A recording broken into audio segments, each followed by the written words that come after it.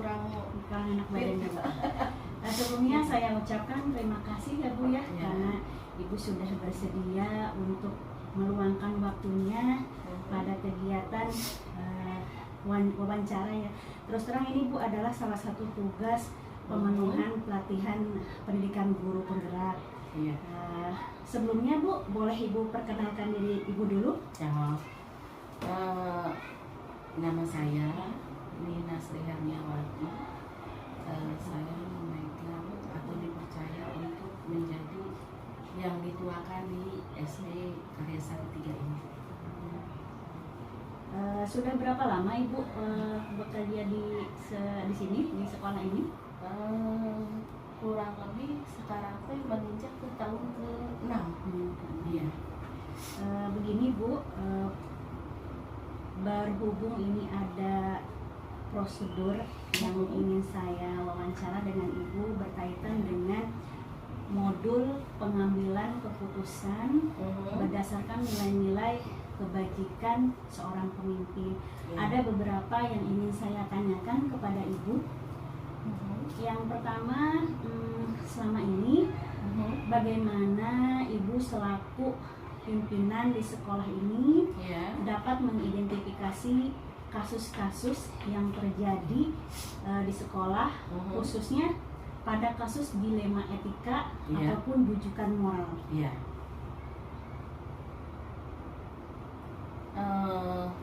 Sebetulnya selama saya menjabat di sini tidak ada permasalahan yang signifikan yang benar-benar butuh pemikiran. Alhamdulillah, kami di sini semuanya istilahnya sifat kekeluarganya itu tertanam penuh. Jadi ya, adapun sedikit-sedikit masih bisa diatasi. Jadi selama ini yang dihadapi ya data-data. Kemudian Ibu, bagaimana Ibu menjalankan pengambilan keputusan di sekolah Ibu, terutama pada kasus dilema etika sendiri? Misalkan ada dua kepentingan Ibu yang sama-sama benar atau sama-sama yang mengandung nilai kebajikan. Nah, kami tidak langsung mengambil keputusan, tapi yang kami ambil adalah mengedepankan asas bermusyawarah. Nah, di situ kita lihat permasalahannya apa. Nah, kemudian setelah jelas permasalahannya, baru kita ambil atau kita berembuk bagaimana langkah yang baik untuk permasalahan itu. Jadi tidak adanya cemburu sosial di antara kami. Gitu. Kemudian Ibu, adakah langkah-langkah atau prosedur seperti apa yang biasanya Ibu lakukan dalam pengambilan keputusan? Ya, pertama kami mengkaji apa permasalahannya. Kemudian setelah tahu permasalahannya, didiskusikan. Kami tidak mengambil keputusan sendiri, yaitu berdiskusi dengan rekan kerja, kemudian bermusyawarah. Nah, yang terakhir adalah kebijakan yang harus diambil meskipun titik akhirnya ada di tangan kepala sekolah. Tetap ya Bu ya, melakukan musyawarah terlebih dahulu. Lalu hal apa sih yang Ibu anggap efektif dalam pengambilan keputusan pada kasus-kasus dilema etika Ibu? Hal yang efektif ya. Pertama, mempertimbangkan dulu permasalahannya. Ini teh berat atau tidak. Kalau misalnya berat, ya dipilah mana yang lebih berat, ringan, dan lain sebagainya. Nah, kemudian setelah mempertimbangkan, memilah, kemudian berdiskusi. Lalu setelah berdiskusi itu ada permasalahannya, ketahuan masalahnya, kemudian bermusyawarah. Tetap musyawarah adalah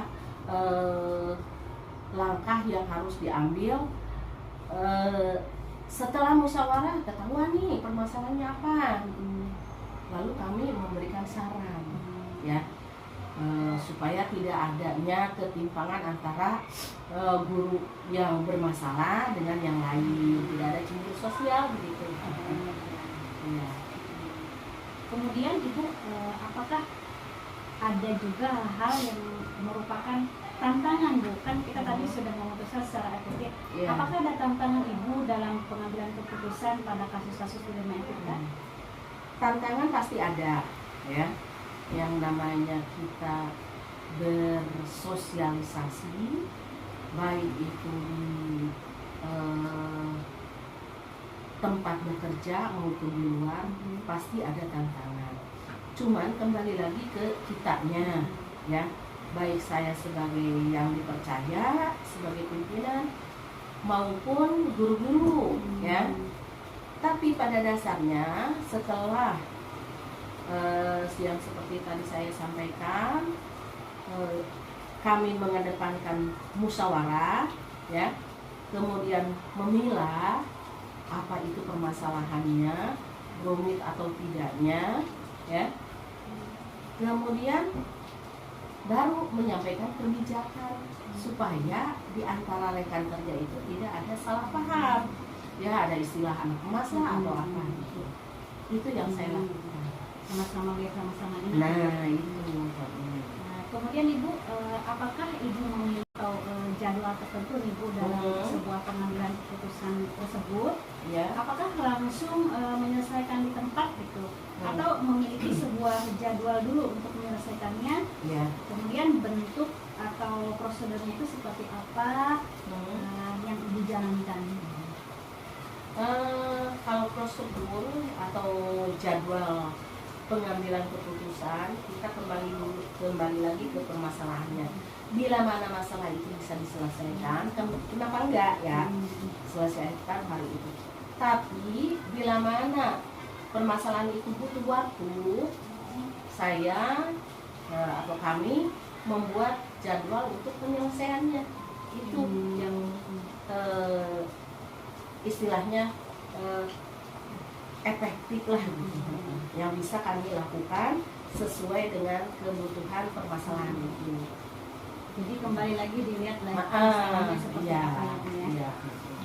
Lalu adakah seseorang atau faktor-faktor yang selama ini mempermudah gitu atau membantu Ibu dalam pengambilan keputusan dalam kasus-kasus dilema etika Ibu? Ada, selalu ada ya, faktor yang menjadi yang membuat masalah itu menjadi mudah. Kemudian kami tidak hanya bekerja sendiri, selalu dalam masalah melibatkan tenaga kerja yang lain ya, dan karena kami pada dasarnya mengedepankan itu tadi, bermusyawarah untuk mencapai mufakat ya. Jadi kami libatkan semua guru seperti yang saya ungkapkan tadi. Jadi tidak ada salah paham antara guru yang satu dengan yang lain. Ya, ada Ya. Pertanyaan terakhir nih Bu. Dari semua yang Ibu sampaikan barusan, pembelajaran apa yang Ibu bisa petik ya dari pengalaman Ibu selama menjadi pemimpin dalam pengambilan keputusan pada kasus-kasus dilema Bu? Aduh, bilang ya. Intinya atau kesimpulannya, setiap pekerjaan itu pasti ada masalah ya. Dan setiap masalah itu pasti ada jalan keluarnya ya. Jadi kita tidak istilahnya apa sih, ngoyok dalam menghadapi permasalahan. Jadi keputusan yang kami ambil itu langkah yang pertama yaitu dibicarakan dulu ya. Saya tidak pernah mengambil keputusan secara sepihak. Kami selalu berdiskusi apa nih permasalahannya, hasilnya bagaimana. Jadi alhamdulillah, bila mana ini faktor atau musyawarah itu dipegang teguh, insya Allah dalam kegiatan di SD kami itu lancar. Itu saja yang dapat saya sampaikan.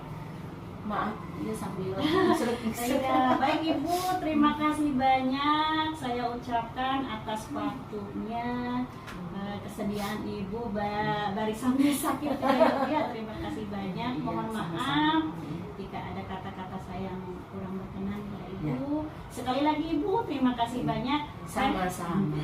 Saya tutup ya Bu ya. Berhasil. Amin. Wabillahi taufiq wal hidayah. Wassalamualaikum warahmatullahi wabarakatuh. Waalaikumsalam.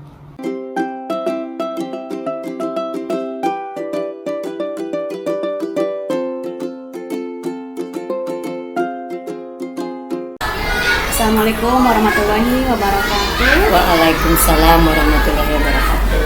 Gimana kabarnya nih Ibu pagi ini? Alhamdulillah baik, sehat. Sebelumnya, bolehkah Ibu memperkenalkan diri terlebih dahulu? Oh iya. Terima kasih Bu Siti Nuridaya. Perkenalkan, saya Rida Ratna Purwanti, Kepala Sekolah SDN Karyasari 1 yang akan diwawancarai oleh Ibu Siti Nuridaya. Terima kasih sebelumnya ya Bu ya. Maksud kedatangan saya adalah untuk mewawancara Ibu mengenai pengambilan keputusan berbasis nilai kebajikan seorang pemimpin.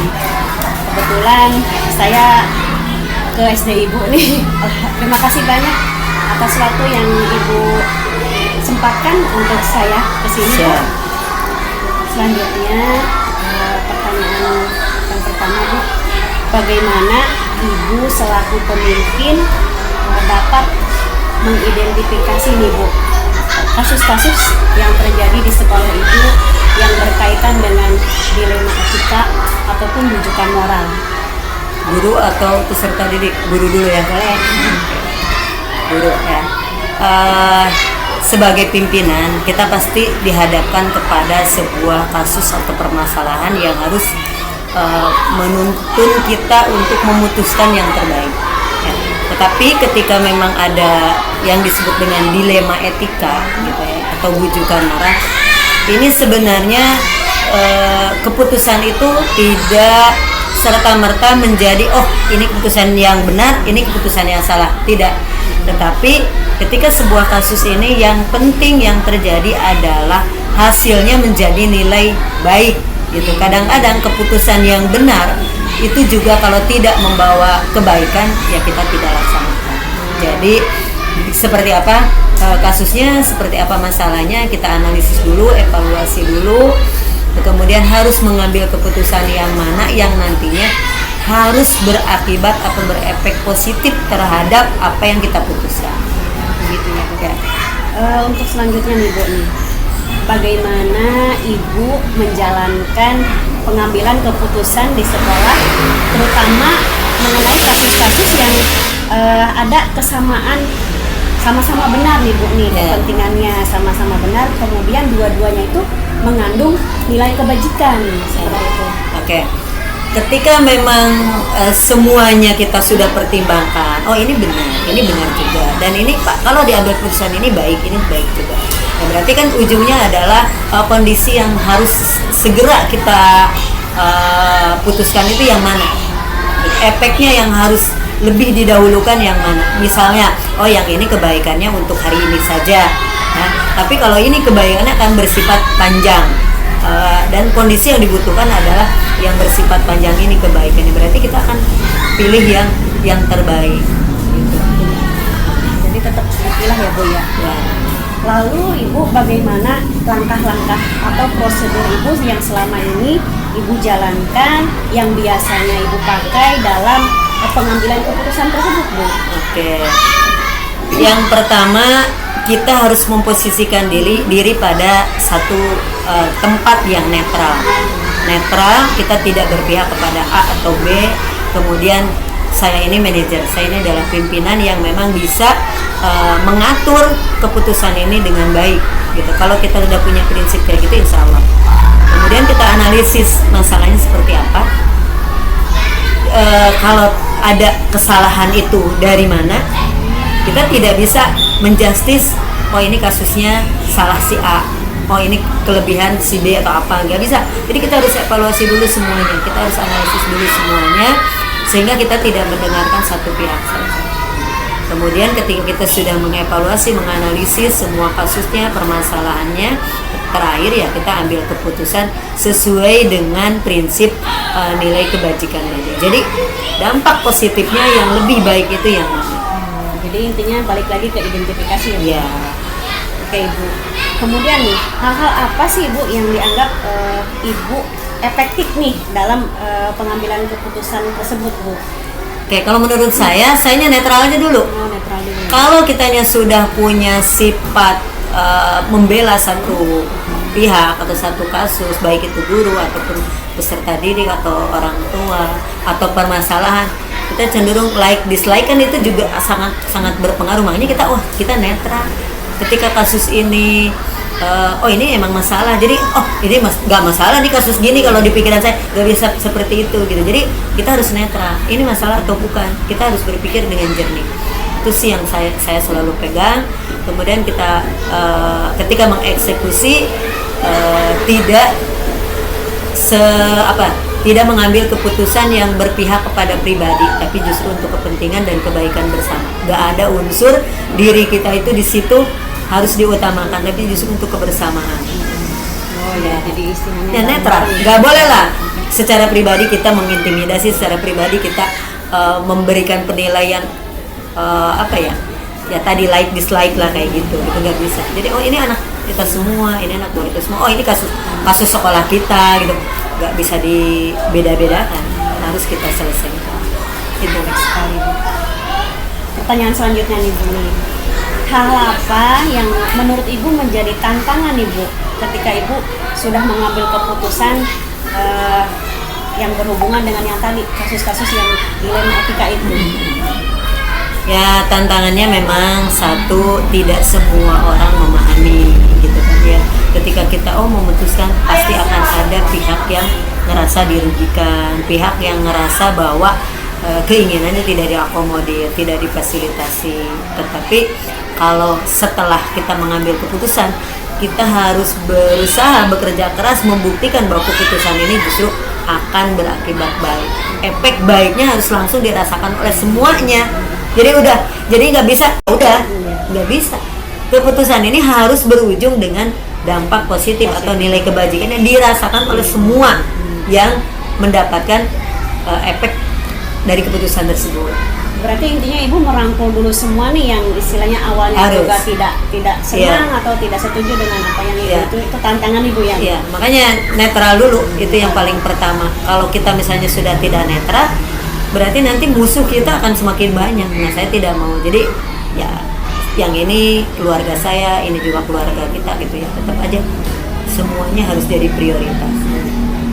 Baik Bu, nih selanjutnya nih pertanyaan ke-6 nih.